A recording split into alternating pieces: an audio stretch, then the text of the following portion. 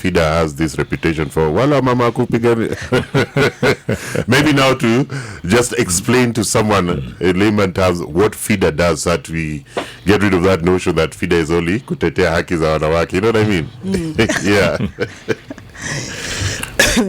Nick, we are Federation of Women Lawyers is a membership of organizations that have said that we advocate for girls and women's rights. Here's what you missed. FIDA Senior Program Officer Sophie Kaibiria. Sophie, welcome to Hot 96. Thank you, Jeff. I'm glad to be here. And as we celebrate the International Women's Week and year, as Nick says, I'm glad that I'm here to amplify the Voter DADA campaign that FIDA has been running. So if someone hasn't heard about it, Sophie, explain, what is the Vote a DADA campaign? Yeah, Voter DADA is basically a campaign that FIDA initiated last year, where we launched through a national conference looking at the demography of women who have been elected in 2013, 2017, seeking to extend the numbers of elective positions for women through advocacy and capacity building. So this campaign is essentially approached at, for instance, here, media advocacy, community advocacy at national level through institutions. So basically, it's geared towards the general elections in August to see that maybe the two-third gender principle shall be reached, and the affirmative action principles in the constitutions shall be achieved by Kenya and for Kenyans. But Sophie, isn't it very embarrassing that 11 years after we promulgated that constitution, we still haven't achieved that two-thirds gender equality? Yeah, it is unfortunate, very unfortunate, I must say, because as I've said, fortunately the constitution is there, affirmative action is there, women are out there looking to be elected, but what happens? There are barriers existing from the society, from the institutions, from the political parties, and from actually ourselves as citizens of Kenya. It's embarrassing. What kind of barriers are there? You know, now listening from a man's point of view, we'd like to get a better picture of the situation on the ground. Yeah. So the barriers, like I've said, they are categorized. Yeah. There is the social barriers. You see, we all know that in society there are those norms that we grow up in. We feel as Kenyans, through society in certain regions, women have to really show up with the men's help to get elected. You've seen, like last year, certain political figures were seeking bigger elective positions, but what happens? The man has to be consulted because that is our society. So that is a barrier. There is also the barrier of lack of resources, and this is connected really to how the imbalance in terms of economic empowerment in society is more hinged towards the men. It's not hinged towards the women. So, and we know in campaign, as we are going to primaries, as we are going to elections, campaigns need resources in terms of financial and institutional resources. Yes. And then there is the other barrier of violence, which is something that we are propagating against during this week of International Women's Day. Yeah, by the way, speaking of violence, you saw what happened the other day, Sophie. The horrific incidents of those border riders attacking the woman. And, you know, obviously, it wasn't the first time, but finally, it got some kind of publicity. It got on the front pages. What were your thoughts? What's FIDA's thoughts on what happened the other day? FIDA condemned, and we mobilized women against it through the movement that we had on Monday. We had a peaceful demonstration that was addressed by the top level security agencies. For us, gender-based violence is something that should not exist in society. And we have put in measures to ensure that this is something that we advocate against, especially as we go towards elections. One of the ways that we are doing that, we're engaging the security agencies to ensure that they are aware of incidences of gender-based violence through our monitoring processes, so that there is impactful and consistent pathways for the victims that arise out of there, so that women feel secure to go actually and elect their women aspirants, and they themselves can put themselves out there during the elections. It is embarrassing that such incidences can happen in Kenya. In fact, being an East African hub that amplifies commerce for all who come within the context of Kenya, this is something that we should, as all of us in society, we should condemn. And as FIDA pushes towards ensuring that mechanisms are in place, especially because the state is has the primary role of securing all citizens of Kenya in every space that they are in, economic, social, and political. Yeah, but isn't it very shameful? I mean, this one was captured on camera. Yeah. This is why, it became headlines. Imagine what women go through every day. Yeah. Isn't it shameful? Yeah, very shameful. And in fact, I should uphold that the advent of technology has really helped amplify and put into perspective what violence happens to women. Because with technology, we've seen that there has been movement towards reporting. And this is one of the things that we are doing. We have our toll-free line that ensures that women can actually access justice through their reporting mechanism, psychosocial support through the toll-free line.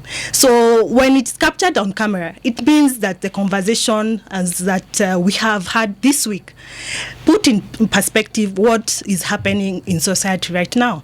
Women are enduring a lot in terms of violence. When it's captured, it means that there is more publicity to what is happening, making it even more imperative for all of us, even the civil society organizations, the government, to be aware of what is happening and measures put in place. Do we have information getting to the grassroots on their rights and the way forward in cases when they appear? So what we do, we work incidentally through male champions. We have male champions all over the country who are our advocates in terms of mobilizing against SGBV in grassroots communities. And then we have our own very own FIDA-led community-based organizations. These are small organizations which are usually female-led.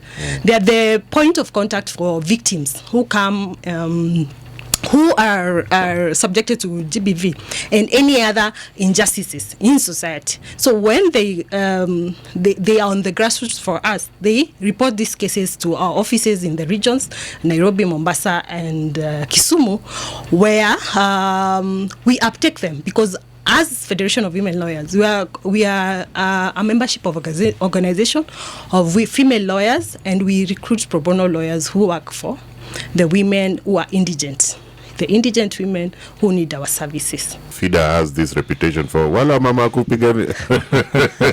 Maybe now to just explain to someone in layman terms what FIDA does, so that we get rid of that notion that FIDA is only kutetea haki za wanawake. You know what I mean? Yeah.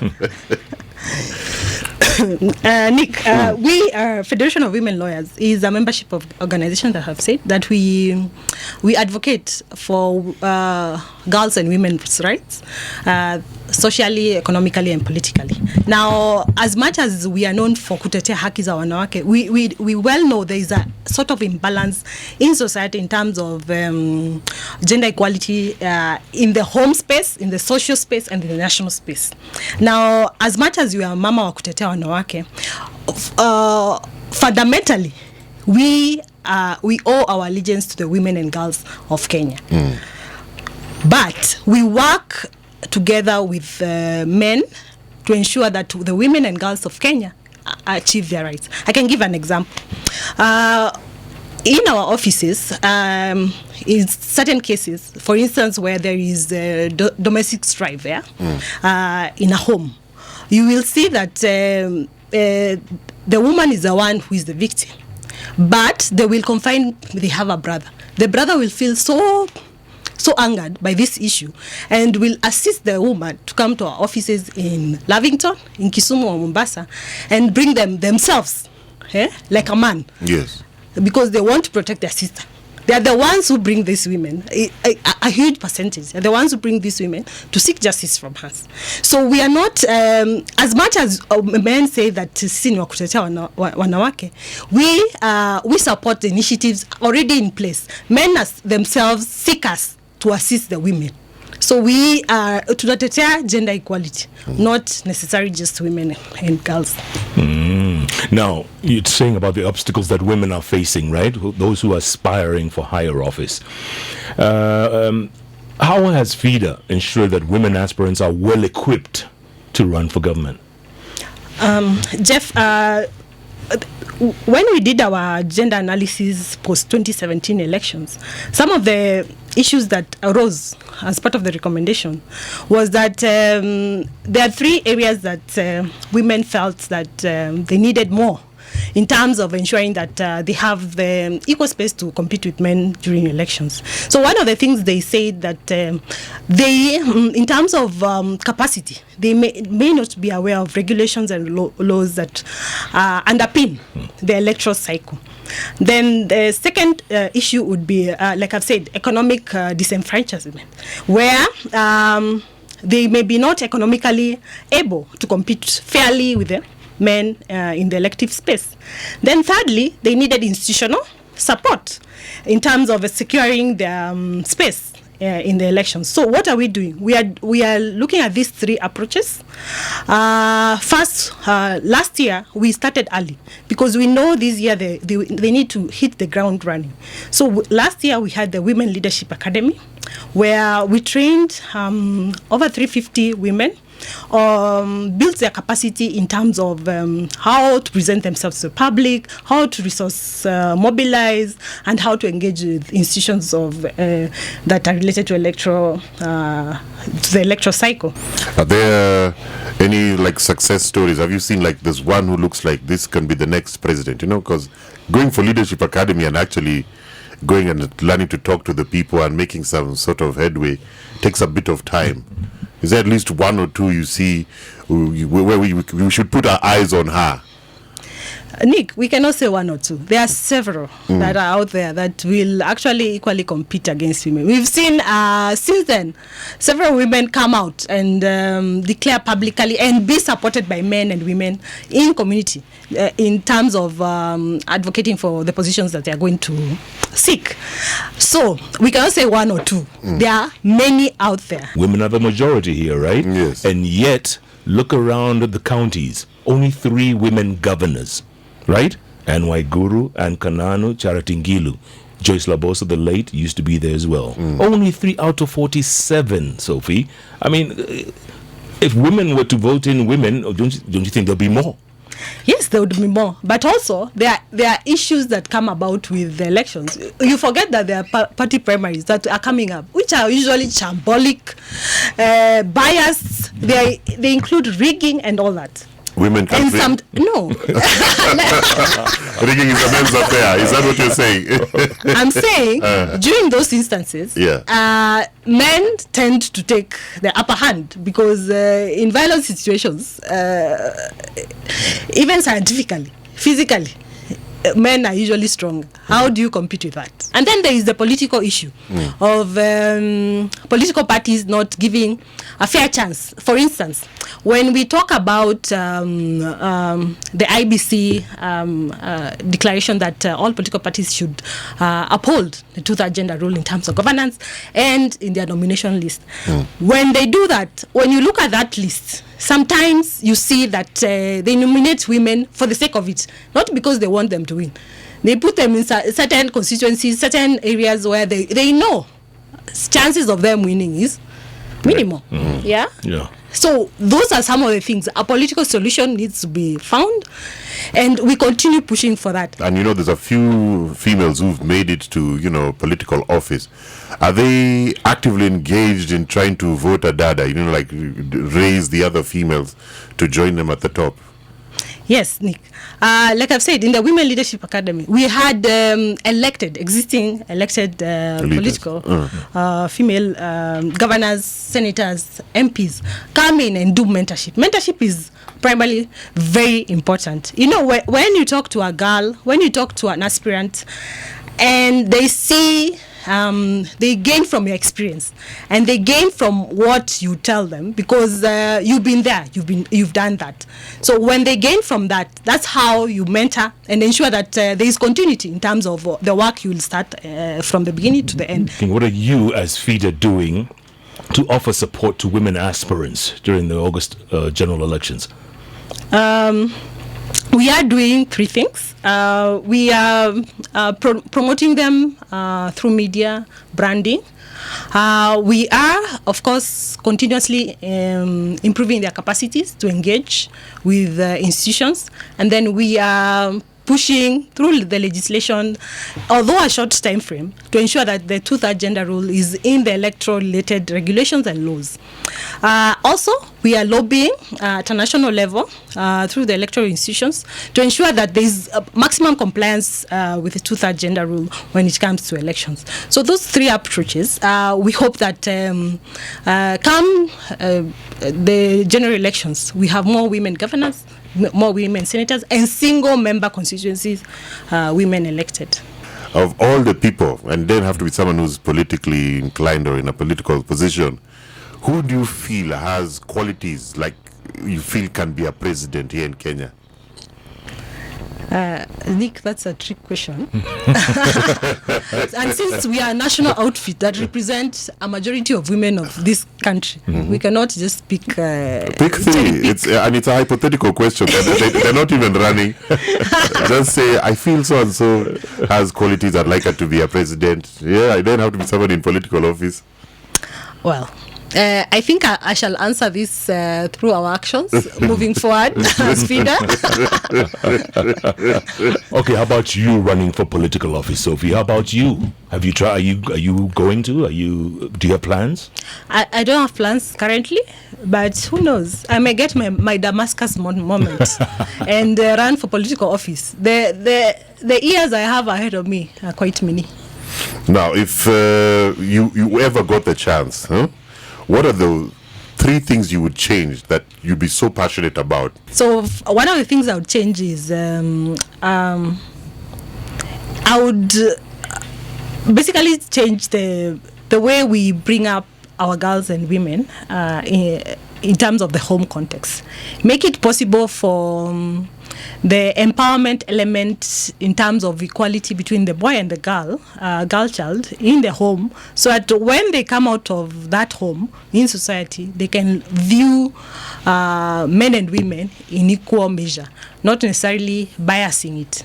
So, for example, when you stereotype a woman in terms of how they're supposed to be dressed, how they're supposed to be, where they're supposed to work, how they're supposed to approach society, that is something I would change. Then the second thing, I would change the political context. As in, I don't know how that would happen, but if I was the president, I would actually demand that there is equal opportunity for women to be in the public office by ensuring that I actually appoint women in strategic key positions.